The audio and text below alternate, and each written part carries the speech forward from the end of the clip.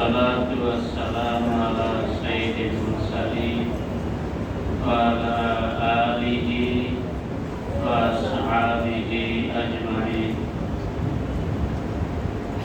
উপস্থিত মুসল্লিয়ান কিরাম, আল্লাহ তাআলার দরবারে শুকরিয়া আদায় করি যে আল্লাহ আগুনের ভিতরে পানি জ্বালিয়ে দিয়েছে।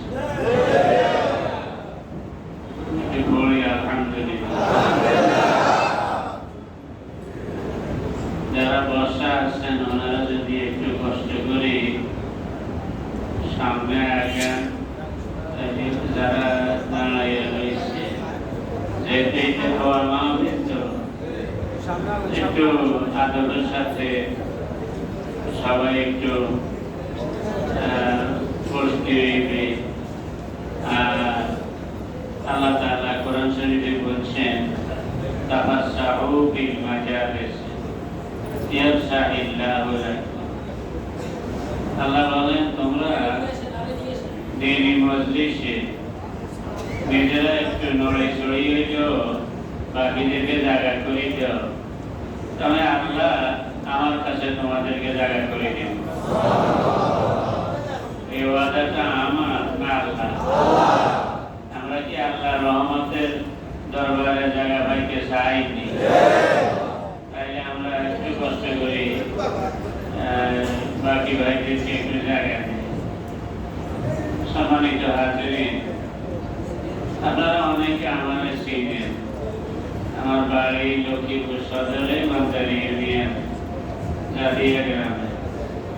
আমার ছাত্র জীবন পুরোটা লক্ষ্মীপুর জেলায় কাটছে। আমি রায় সামান্য কিছু পড়ছি, লক্ষ্মীপুর জেলার ভিতরেই পড়ছি, এর বাইরে ছাত্র জীবনে যাইনি। আর 2003 থেকে লক্ষ্মীপুর আলিয়া মাদ্রাসায় আসি। আপনারা অনেকে আমার চিনেন। তো আজকে দোয়া হবে শহীদদের জন্য, আহত লোকদের জন্য, অসুস্থ ভাইদের জন্য। দোয়ার আগে আমি আপনাদের সামনে কোরআন শরীফে কয়েকটি আয়াত এবং রাসূল পাক সাল্লাল্লাহু আলাইহি ওয়াসাল্লামের কয়েকটা হাদিস পড়ব, বাংলা অর্থ বলব। এখান থেকে আমাদের শিক্ষা গ্রহণ করার সুযোগ হবে ইনশাআল্লাহ। আজকে এই দোয়া মাহফিল কেন? আল্লাহ তাআলা সূরা হাশরের 10 নম্বর আয়াতে বলেন, ওয়াল্লাযীনা জাউ মিন বাদিহি। আল্লাহ বলেন যে আমার নবীর সাহাবী যারা মক্কার যুগে ইসলাম গ্রহণ করছে আর মদিনার যুগে ইসলাম গ্রহণ করছে, এদেরকে নিয়ে তো আমার নবী এখন আসছে। বাকি এদের পরে যারা ইসলামে আসবে, খেয়াল করেননি? আমার নবীর সাহাবীদের পরে কিয়ামত পর্যন্ত, এতে তাফসীরে আলাইনে লেখে ইলা ইয়াউমিল কিয়ামত, কিয়ামত পর্যন্ত যারা ইসলামে দাখিল হবে, মুসলমান যারা থাকবে, তাদের বৈশিষ্ট্যটা কি? ইয়াকুলুনা, তারা আমি আল্লাহর কাছে বলবে, রব্বানা, হে আমাদের রব, ইগফির লানা, আপনি আমাদেরকে ক্ষমা করুন, বলে ইখওয়ানিনা, আর ক্ষমা করে দেন আমাদের ভাইদেরকে, আল্লাযীনা সাবাকুনা বিল ঈমান, যারা আমাদের, আমরা তো এখনো দুনিয়ায় আছি, যারা আমাদের আগে কবরে চলে গেছে ঈমান নিয়ে, আল্লাহ আমাদের ওই ভাইদেরকেও মাফ করে দেন। আল্লাহ কয় কিয়ামত পর্যন্ত যারা মুসলমান হবে তারা এই কথা আমি আল্লাহর দরবারে বলবো। তো বলবে এই কথা আল্লাহ জানানোর মানে কি? তারা যেন এইভাবে দোয়া করে, এটাই তো ভাই।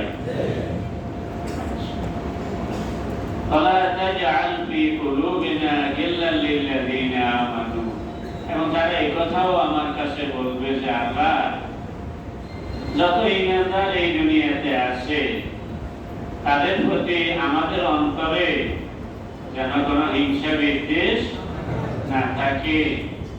আমরা যেন সব ইমানদার, আমরা যেন এক হয়ে অন্তরের দিক থেকে যেন এক হতে পারি। এই আয়াত দ্বারা প্রমাণিত হইল যে আল্লাহ নিজেই জানাইছেন যে কিয়ামত পর্যন্ত যারা মুসলমান তাদের এই চরিত্র, এই বৈশিষ্ট্য যে তারা আল্লাহর দরবারে নিজেদের জন্য মাফ চাইবে, আর যারা যারা ঈমান নিয়ে দুনিয়া থেকে চলে গেছে তাদের জন্য মাগফিরাতের দোয়া করবে। এখন মাওলানা দেলোয়ার হোসেন সাইদি সাহেব সহ আরো যত মুসলমান দুনিয়া থেকে চলে গেছে, তো ওনাদের জন্য আমরা দোয়া করা এই শিক্ষা এই আয়াতে আসেনি। সাইদি সাহেব কি মুসলমান ছিলেন না হিন্দু ছিলেন? ডাক্তার বয়স তো মুসলমান আছেন না কথা, আমার কথা হচ্ছে চিনেও না, বুঝতে তেমনি বাড়ি গেছেন না, আজই হাসপাতালে নিয়ে গেছে না। এরকম আরো হাজারো মানুষ বিভিন্ন ভাবে, এরা তো এদেরকে হত্যা করা হয়েছে, কিন্তু স্বাভাবিক মৃত্যু তো আমাদের অনেকের আপনজনের হয়েছে। তারা কি মুসলমান না? তাদের জন্য দোয়া করার এই কথাটা আসেনি। তাহলে দোয়া এটা শুধু জামাতে ইসলামে যারা তাদের জন্য না আমাদের সকলের মুজাদের জন্য? কথা বুঝছেন তো? এক দুই নম্বর আয়াত আল্লাহ তাআলা বলছেন মাইয়ামাল সুআন ইউজজা বিহি। এই আয়াতটা হলো সূরা নিসা 123 নম্বর আয়াত। আল্লাহ তাআলা বলেন যে কোনো ব্যক্তি কি কইছে, ওই সবাই বর্ণনা করে, যে কোনো ব্যক্তি যে কোনো অপরাধ করবে, তার করেননি কি কইছে কোন, যে কোনো ব্যক্তি যে কোনো অপরাধ করবে, আল্লাহ কয় ইউজজা বিহি, ওই অপরাধের সাজা ওটা তাকে দেওয়া হবে।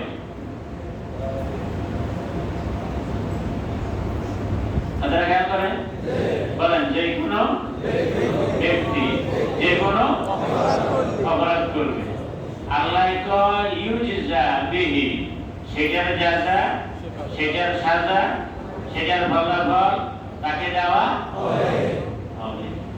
হবে এই যে আমি কইছি না আল্লাহ কইছে? আর আল্লাহর কথা তো বারবার সত্য,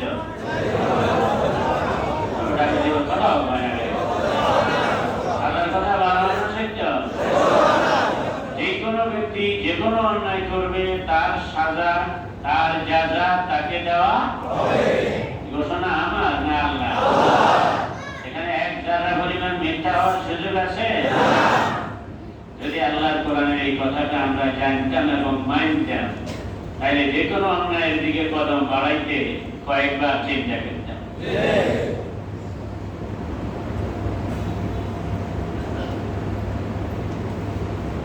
ওয়ালা ইয়াজিদ লাহু মিন দুনিল্লাহি ওয়ালিয়্যা ওয়ালা নাসীরা। আল্লাহ তাআলা বলেন অপরাধের বিনিময় আমি যখন দেব, তখন আমারে ছাড়া আর কোন বন্ধু আর কোন সাহায্যকারী তারা পাবে না। অনেকেই অনেক সময় নিজের রক্ষা করার জন্য রক্ষী বাহিনী গঠন করে না?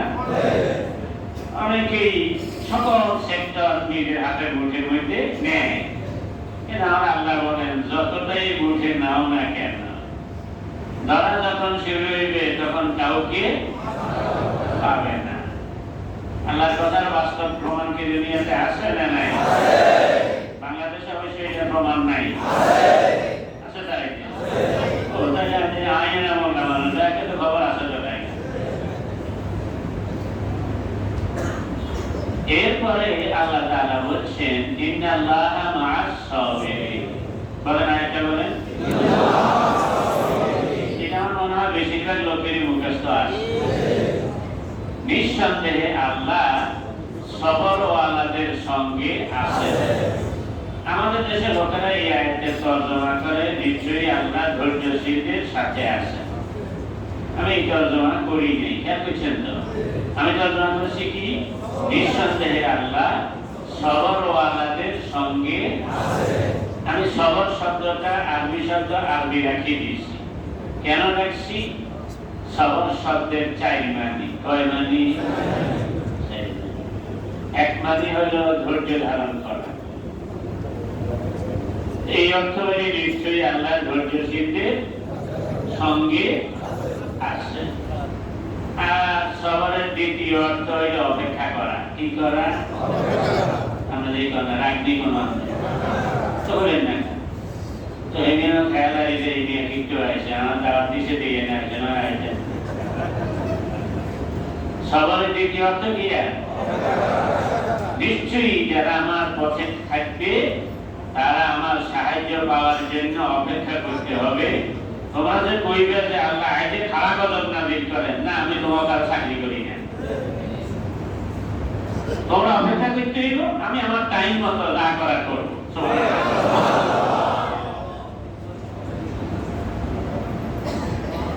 এই জন্য সবরের দ্বিতীয় অর্থ কি? এত বছর আমরা অপেক্ষা করার না। আর বাকি দেশে কয় অর্থ? আরো দুইটা। সবরের ৩ নম্বর অর্থ হইল সাহস নিয়ে ময়দানে কাজ করা। সুবহানাল্লাহ বলেন। সাহস নিয়ে,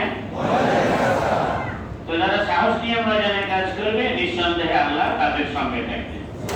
ইন্নাল্লাহা মা'আস সাবিরিন। যারা আমার পথে থাকবে আর আমার সাহায্য আসা পর্যন্ত অপেক্ষা করবে নিঃসন্দেহে আমি আল্লাহ তাদের সঙ্গে থাকবো।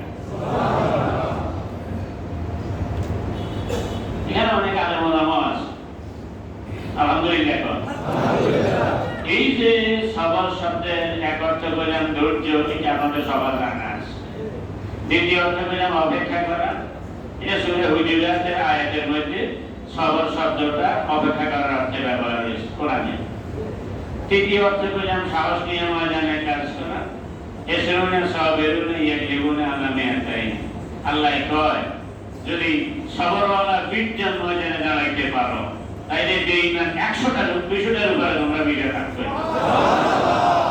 এই সবরওয়ালা মানে ওরা এসে আমারে কি দেবে আর আমি চুপ করে থাকবো, এটা নেই। এই সবরওয়ালা মানে সাহসওয়ালা। না এটা করে আল্লাহর উপর করে 10 টাকা দিয়ে যাবি, 20 টাকা বেঈমান পাইয়া দেব, 200 বেঈমান পাইয়া দেব। তাহলে সবরের 3 নম্বর অর্থ কি? সাহস নিয়ে ময়দানে কাজ করা। কোরআনে আরেকটা এত সবর মানে সাহস, এটার প্রমাণ আছে। ফামা আসবারাহুম আলান্না। নবী গো এত বুঝাইলেন, এরপর এই কাফেরদেরকে জাহান্নামে যাওয়ার এত সবরকে যোগাইল, তার মানে এত সাহস। তাইলে এত সবর মানে সাহস। কিন্তু আমাদের দেশে আমরা জানি না বিদায় শুধু একটাই শিখছি, সবর মানে ধৈর্য ধারণ করা। কেউ কিছু বলে কয় ভাই ইন্নাল্লাহা মা'আস সাবিরিন, ধৈর্য ধরার কথা কই না, দেশের হাল বানানো। আরে বেকুব, সবরের সাইড মানে তুই একটা জানিয়ে চুপ করে দিয়েছে। তাহলে সবরের 10 কয়টা গেল? 3টা। সবরের 4 নম্বর অর্থ হইল কারাগারে বন্দী হওয়া। সুবহানাল্লাহ কয়। সবরের 4 নম্বর অর্থ কি? কারাগারে বন্দী হওয়া। বলবেন যে এটা কোথায় আছে? এটা বুখারী শরীফ 2য় খণ্ডে কিতাবুল মাগাজিতে আছে। কথাটা খুবাইব ইবনে সাফরা, নবীজির সাহাবী খুবাইব রাদিয়াল্লাহু তাআলা আনহুকে বন্দী অবস্থায় কতল করা হয়েছে। এই সাফরার নামে মাহবুসান, কয়েদ অবস্থায়, বন্দী অবস্থায়। সুতরাং ইন্নাল্লাহা মা'আস সাবিরিন, দিনের কথা বলতে দেয়া, দিনের কাজ করতে দেয়া যারা কারাগারে বন্দী হবে নিঃসন্দেহে আমি আল্লাহ তাদের সঙ্গে আছি। কথাকে বুঝতে পারছি?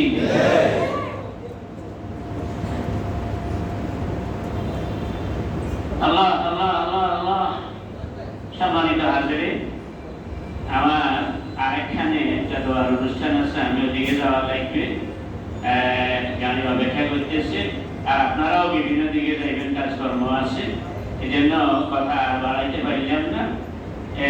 আরেকটা আয়াত বলে আপনাদেরকে শুনাই, সেটা হলো আমার আল্লাহ বলছেন ওমাইয়াতুল মুমিনাল মুতাআম্মিদান ফাজাযাউহু জাহান্নাম। যেটা ডাক্তার বয়স সাহেবের জানাজার আগে ওনার লাশ সামনে রাখিয়া র্যাবেরা যখন এইভাবে বন্দুক তাক করে রেখেছে, তো সেদিন ওখানে দাঁড়ায় এই আয়াতটা বলছি, আমার অর্থ বেশি না। আল্লাহ বলছেন ওমাইয়াতুল মুমিনান, যে ব্যক্তি বা যেই দল কোন ইমানদারকে হত্যা করবে মুতাআম্মিদান, ইচ্ছা করিয়া কোন নির্দোষ হত্যাযোগ্য অপরাধ করেনি এমন কোন ইমানদারকে যারা ইচ্ছা করিয়া হত্যা করিবে, ফাজাযাউহু জাহান্নাম, আল্লাহ বলেন তাদের পরিণাম জাহান্নাম, খালিদান ফিহা, ওরা থাকবে ওই জাহান্নামে চিরকাল। কতকাল? চিরকাল। ওটাকে কয় না কতকাল? চিরকাল। আমি কইছি না আল্লাহ কইছে? আল্লাহ কইছে। এই আয়াতটা আছে সূরা নিসা 93 নম্বর আয়াত। ওটা এখন চিরকাল জাহান্নামে থাকবে। তারপর আল্লাহ রাগ থামে না, গজব আল্লাহু আলাইহি, তাদের উপর আমি আল্লাহর গজব।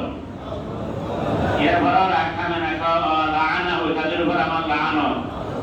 তারপর রাগ থামে না, আযাবাহু আযাবান আযীমা, তাদের জন্য আমি আল্লাহ প্রস্তুত করে রেখেছি বড় রকমের ভয়াবহ আযাব। খেয়াল করছেন? এবার আপনারা আমার একটু বলেন তো, চিরস্থায়ী জাহান্নাম কি কোনো ইমানদারের হয় না কাফের বেঈমানের হয়? কিন্তু এই আয়াতে আল্লাহ করে যারা কোনো ইমানদারকে ইচ্ছা করিয়া হত্যা করবে তারা চিরস্থায়ী জাহান্নামী। তাই আল্লাহ এই কথাটা বলিস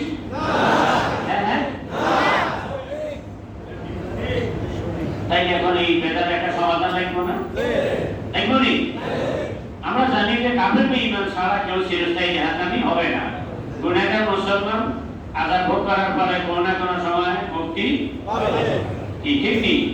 কিন্তু এই আয়াতে বলল যে যারা ইচ্ছে করে নিরপরাধ মুসলমানের হত্যা করে তাদের ঠিকানা জাহান্নাম। কতকাল? চিরকাল।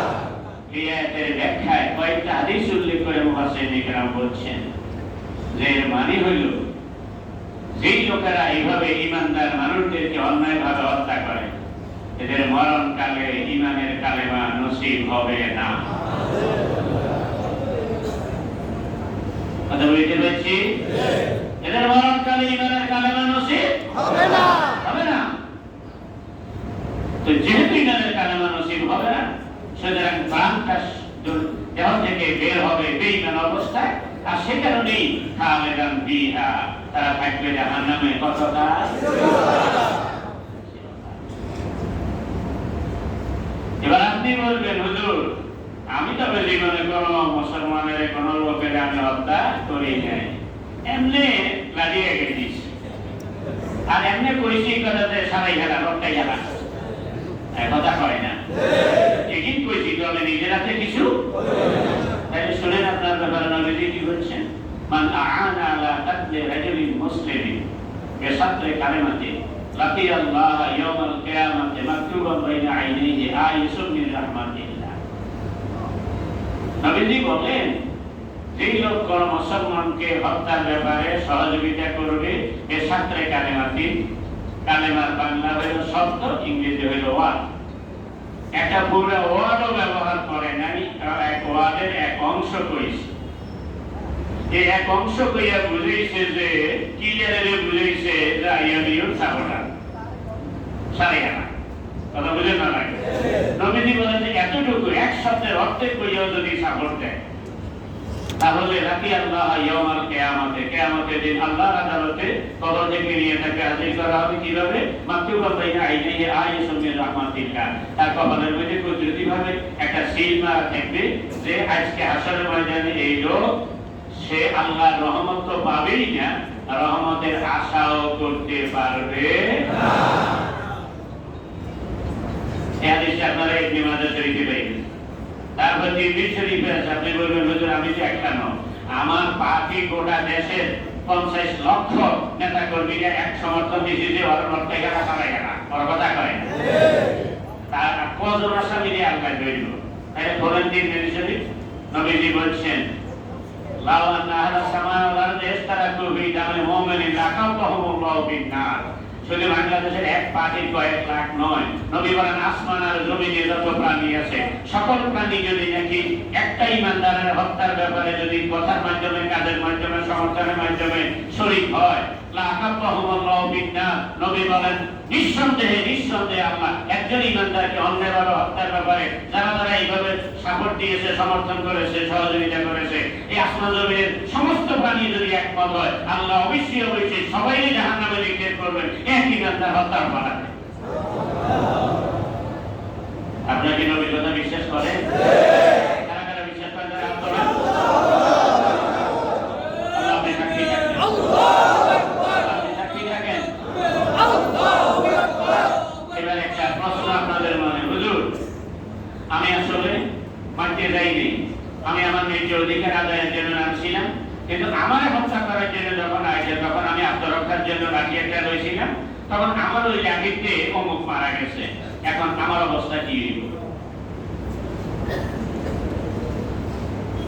মুসলিম শরীফ সহ বিভিন্ন হাদিসের কিতাব আছে নবীজি বলছেন যে এক সাহাবী আছে বলে ইয়া রাসূলুল্লাহ একজনের সঙ্গে আমার জায়গা জমি লেগে যায় জমিটা আমার 100% আমার জমি কিন্তু ও হলো জোরার পার্টি এই কথা বুঝে না লাগে জোরার পার্টি সে আমার জমি দখল করে নিতে চায় এখন আমি কি করতে বলছি সারিতে আমি জমি হুজুর কয় না ছাড়বে কেন জমি যদি তোমার হয় তোমার জমি তুমি রক্ষা করার জন্য চেষ্টা করিবে বা হুজুর রক্ষা করতে যদি আমি মারা যাই হুজুর কয় আনতা শাহীদ তাইলে তুমি শহীদ সাহাবী ভাগটাকে ওয়াইদ কোতেলা হুজুর যদি আমার হাতে হে মারা যায় তাইলে কলা বিন্না নবী বলেন তাইলে সে জাহান্নামী সুবহানাল্লাহ কইলেন তাই এখানে যারা প্রমাণ হইল ন্যায়সঙ্গত অধিকার রক্ষার জন্য যদি কেউ ময়দানে নামে আর সেই অধিকারের রক্ষার আন্দোলনের জন্য কি সে মারা যায় তাইলে শহীদ তার হাতে যদি অধিকার বঞ্চিত করার জন্য জালিম হিসেবে তারা নামবে তারা যদি মারা যায় মরেও তারা জাহান্নামে যাবে বুঝতে পারছি যে এরপরে বুখারী মুসলিম হাদিস আছে নবীজি বলেন আউয়ালু মা ইউতলা ইয়াউমাল কিয়ামাতিন ফিন্নাস ফিতিমা নবীজি বলেন কিয়ামতের দিন সর্বপ্রথম বিচার হবে খুনের বিচার কিসের বিচার কিয়ামতের দিন সর্বপ্রথম কিসের বিচার খুনের বিচার আপনারা বলেন সারা জীবন শুনলাম নামাজের হিসাব হইল আগে আজকে দিন খুনের কথা নামাজ হিসাবে আগে এটাও হাদিসে আছে এটাও সহিহ হাদিস আর এক নম্বর খুনের বিচার হবে এটাও বুখারী মুসলিম আছে এটাও সহিহ হাদিস আমরা করে দুইটা এক নম্বর হয় কেমনে সমাজ স্কুলে সায়েন্স গ্রুপের রুল নাম্বার 1 একজনের আর্টস গ্রুপের রুল নাম্বার 1 আরেকজনের আছে নি আছে একই স্কুলে দুইজনের রুল নাম্বার 1 হয় কেমনে কথা হয় না তাই স্কুলে না একটা গ্রুপ কয়টা দুইটা সুতরাং ইবাদতের গ্রুপের মধ্যে এক নম্বর হলো নামাজের হিসাব অপরাধের গ্রুপের মধ্যে এক নম্বর হলো খুনের বিচার কথা বুঝতে পারছি সম্মানিত হাজিরিন এরপর আমার নবীজি বলছেন সালাসাতুন লা ইয়াকবালুল্লাহু লাহুম শাহাদাতান লা ইলাহা ইল্লাল্লাহ তিন শ্রেণীর মানুষ আমার উম্মতের মধ্যে আছে নবী বলেন তাদের লা ইলাহা ইল্লাল্লাহ এই কালেমা আল্লাহ কবুল করবেন না কয় শ্রেণীর মানুষের কালেমা আল্লাহ কবুল করবেন না এই শ্রেণীর যাকারা মিনহুম আল ইমাম আল জায়েজ এই তিন শ্রেণীর বর্ণনা গিয়ে আল্লাহর নবী জালিম শাসকের কথা উল্লেখ করেছেন জালিম শাসকের কালেমা আল্লাহর দরবারে কবুল হবে না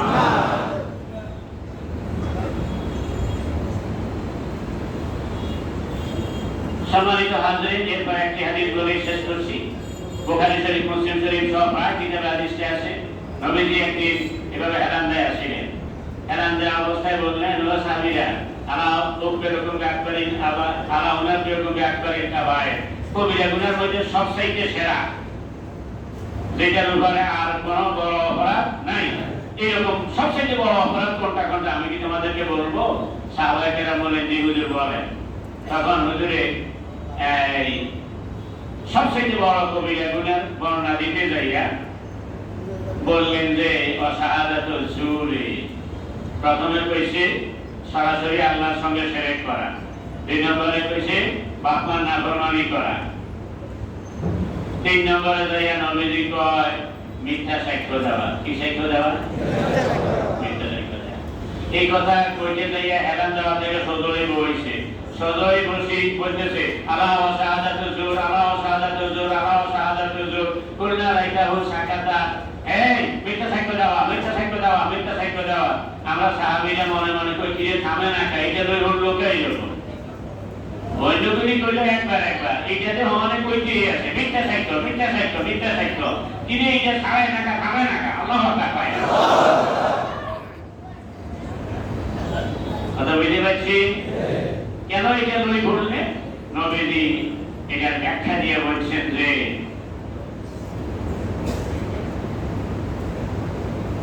আদালত শাহাদাতুল জুরি আল ইশরাকা বিল্লাহি সালাসা। ও সাহাবীরা, মিথ্যা সাক্ষীর বিরুদ্ধে মিথ্যা সাক্ষ্যটা আমি সবচেয়ে মারাত্মক গুনাহ হিসেবে বারবার বললাম এই কারণে যে আল্লাহর সঙ্গে শিরক করা, মূর্তি পূজা করা, এইটা আর মিথ্যা সাক্ষ্য দেওয়া, দুইটার ওজন এক সমান। কথা খেয়াল করেননি? মূর্তি পূজা করা আর মিথ্যা সাক্ষ্য দেওয়া, দুইটার ওজন জোরে কয় না তারা। কোনটা কোনটার ওজন এক সমান? মূর্তি পূজা করা আর মিথ্যা সাক্ষ্য। মূর্তি পূজা করার জন্য আপনারা রাজি আছেন তো? মূর্তি পূজা করতে চান না কারা কারা? তারা হাত তোলেন। যারা চান যে আমি জীবনে মূর্তি পূজা করবো না, তারা হাত তোলেন। আপনারা এই যে মূর্তি পূজা করবেন না, এই জন্য মসজিদে হাত তুলছেন। নদী করে মূর্তি পূজা আর মিথ্যা সাক্ষ্য দেওয়া, এই দুইটা এক সমান। এখন যারা মূর্তি পূজা করে তারা ইমানদার না বেঈমান? তাদের ঠিকানা জান্নাত না জাহান্নাম? তো যদি মূর্তি পূজারীদের ঠিকানা জাহান্নাম হয়, যারা মিথ্যা মামলা করে, যারা মিথ্যা সাক্ষ্য দেয়, যারা মিথ্যা, এদের ঠিকানা কোন জায়গায় হবে? জাহান্নাম হবে। কথা এটা আমার না নবীর কথা? আমরা কি আমাদের দেশের জন্য সিলেন দিই? কথা কয় না, সিলেন কাউ দেন না, সিলেন। এই আমি নাকি গাড়িতে বোমা মারছি, আমি আবার একটা লোকের মার্ডারও করছি বলে, আবার গাড়ি ড্রাইভারের 5,000 টাকা লুট করিয়ে লই গেছি। সেই 2015 সালে আমার বিরুদ্ধে মামলা, সেই মামলার পরে 13 দিনের মাথায় আমার 2টা মামলা জামিন হয়েছে, একটাও আসেন না। হাতে লই গিয়ে আজ এই মাহফিলের দিকে আমার মান্দারি বাজার থেকে পুলিশে আপনি আমাদের সাথে চলেন। তাই গাড়ি তুললাম, কইলাম যে ভাই আমার অ্যারেস্ট করলেন, আমার বিরুদ্ধে অভিযোগ কি? কয় জানা নাই। আমার অভিযোগ করলেন আপনারা, অভিযোগ জানা অ্যারেস্ট করলেন আপনারা, অভিযোগ জানা নাই, এটা কি করেন আমরা? গাড়িতে বই কইতে আছি আমি, কয়টা উপর রোবাড়া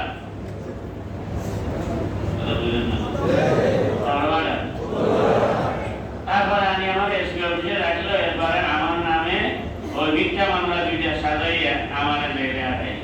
13 দিনের মাথায় এই আইনজীবীরা জামিন চাইলো, হাকিম জামিন দিল। ও মাকিরে ব্যাগে জামিনে কাগজ আছে, আটকাইয়ে না, কারণ তো জেলখানায়। পরে খবর আইলাম যে এখন নতুন করে আবার মার্ডার একটাতে আমার নাম দিয়েছে। আমি বলতে মানুষ মার্ডার করছে। আমার যারা সিনে মুসলমান বাদ দিলাম, আমার বিশ্বাস 100% যে কোনো হিন্দু এ কথা বলবে না যে এই বুড়া মানুষে মানা ইসমাইলে গায়ে বোমা মারছে। এ কথা আমার মনে কোনো হিন্দু কইছে না। তাইলে 100 দিন যে আমি কারাগারে, লক্ষ্মীপুর কারাগারে বাদ খাইলাম, আমার মতো এরকম হাজারো আলেম ওলামার উপরে এইভাবে অত্যাচার হয়েছে। মামলাগুলোর বাদী এবং সাক্ষী, ওরা এদের মধ্যে অনেকে কালেমা পড়ে তো, কথা কয় না, এদের মধ্যে এখন নামাজও তো পড়ে। এখন এই মিথ্যা সাক্ষ্য দেওয়া যদি মূর্তি পূজার সমান হয়, তাহলে এদের কালেমা কবুল হয়েছে কি? এদের নামাজ কবুল হয়েছে? শেষ কথা বলে যায়। সম্মানিত হাজির, বাংলাদেশ 3 দিকে ভারত ঘেরা, একদিকে বঙ্গোপসাগর। বাংলাদেশের আয়তন 56,000 বর্গ মাইল। কত? 56,000।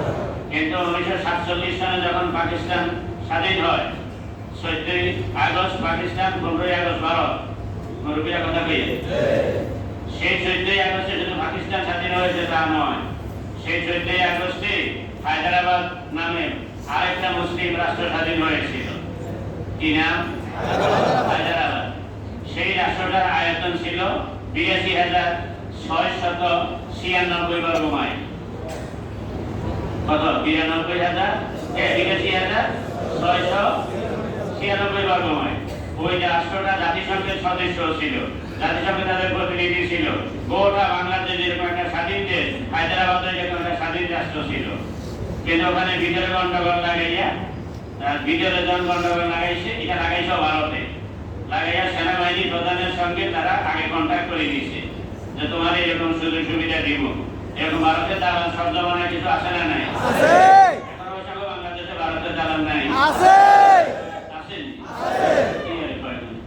তারপরে যাই তো এই হায়দ্রাবাদের সেনা প্রধানের ভারতে ঠিক ম্যানেজ করছে, করিয়া আক্রমণ করলো 3 দিক থেকে। 5 দিন যুদ্ধ হইল, সৈন্যরা মোকাবেলা করল। এরপরে সেনা প্রধানে পদত্যাগের নাটক করল।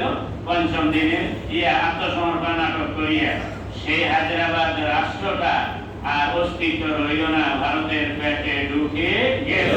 সেই হায়দ্রাবাদের বিভিন্ন সাইডের জেলাগুলি অন্যান্য প্রদেশের সঙ্গে যুক্ত করল। আর মূল হায়দ্রাবাদ থেকে এখন তেলেঙ্গানা অঙ্গরাজ্য একটা আছে নি ভারতে? তেলেঙ্গানা। এই তেলেঙ্গানা এই রাজ্যটাই মূল হায়দ্রাবাদ। তো এখন এইভাবে দেশের মধ্যে গন্ডগোল লাগাইয়া এক গ্রুপের দালাল বানাইয়া ভারতে হায়দ্রাবাদ তাদের পেটের ভিতরে ঢুকাই ফেলছে। আমাদের এই বাংলাদেশ ভারতের পেটে চলে যাক, এটা আমরা চাই? যদি না চাই, তাহলে আমাদের এই দেশে আমরা আলেম, গায়রে আলেম, মাদ্রাসা শিক্ষক, ব্যবসায়ী, ছাত্র, জনতা সবাই মিলে এই দেশটারে রক্ষা করার জন্য চেষ্টা করা কি দরকার আছে? আমরা কি সবাই এক হইয়া এদেশের স্বাধীনতা রক্ষা করা, ভারতের সব চক্রান্তের বিরুদ্ধে জবাব দেওয়ার জন্য আল্লাহর ঘরে বসেছেন? আমি এনে আপনার কথা কনে খেয়ালে খুব দিকে ফিরি বসি, আমরা তো কাবার দিকে ফিরি বসি। হ্যাঁ, এদেশের স্বাধীনতা রক্ষা করার জন্য ভারত এবং ভারতের দালালদের মোকাবেলায় দাঁড়াইয়া যাওয়ার যার যার সাধ্য পরিমাণ চেষ্টা করা, এটা কি আমার আপনার ইমানি দায়িত্ব কিনা? নামাজ, 5 ওয়াক্ত নামাজ জামাতে পড়া, এটা বাধ্যতামূলক, ঠিক নেই?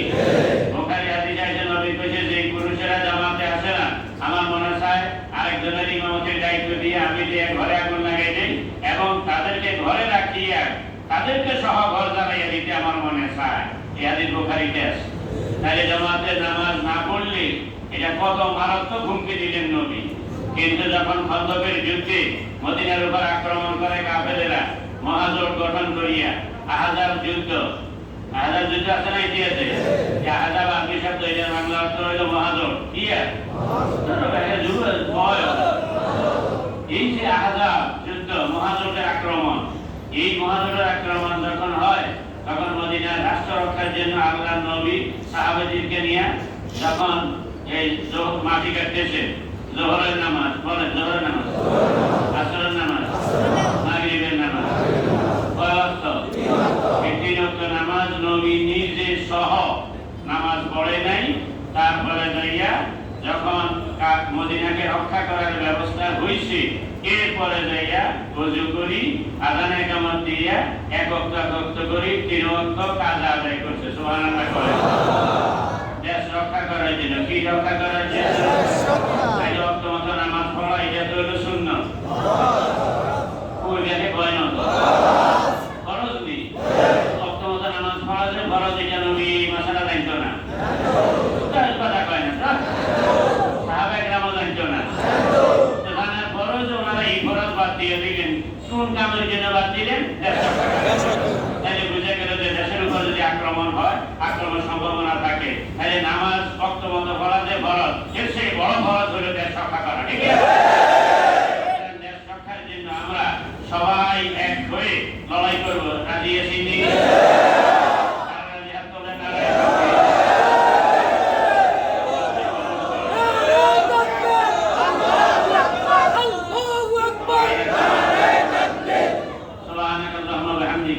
أشهد أن لا إله إلا أنت أستغفرك وأتوب إليك.